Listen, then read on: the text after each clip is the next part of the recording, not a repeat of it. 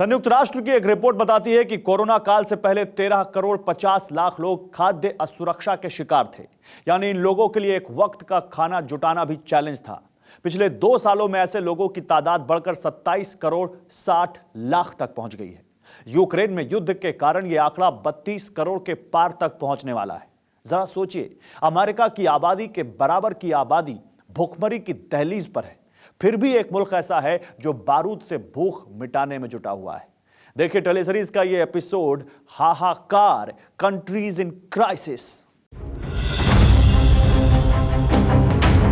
23 मई 2022, Tokyo, Japan.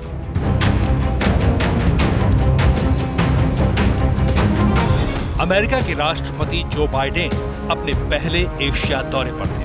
Japan के प्रधानमंत्री फुमियो किशिदा के लिए बाइडेन का टोक्यो में होना बहुत बड़ी कामयाबी थी, क्योंकि जापान की चौखट पर चीन और नॉर्थ कोरिया के न्यूक्लियर बवंडर का खतरा मंडरा रहा था।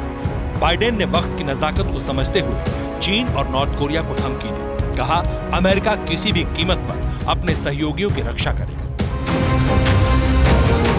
बाइडेन के हुंकार से जापान को 2 दिन का भी सुकून नहीं मिला।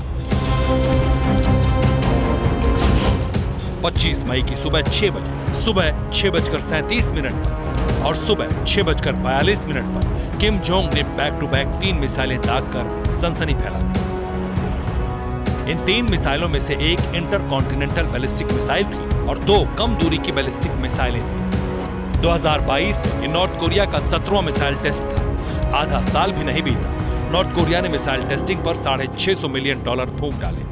जी हाँ, एकदम सही सुना आपने। किम जोंग की न्यूक्लियर सनक में नॉर्थ कोरिया के $650 मिलियन स्वाहा हो गए।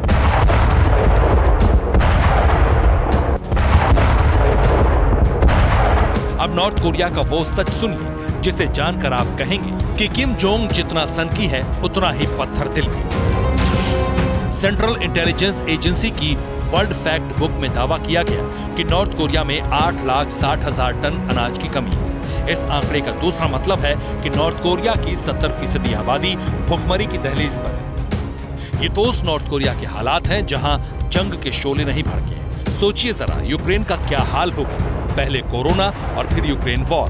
दुनिया की तकरीबन 2.5 अरब आबादी इस समय भुखमरी के कगार पर। अफ्रीका के 25 देश अपनी जरूरत का 1/3 गेहूं यूक्रेन और रूस से मंगाते थे। अब यहां भी अनाज का संकट पैदा हो गया है।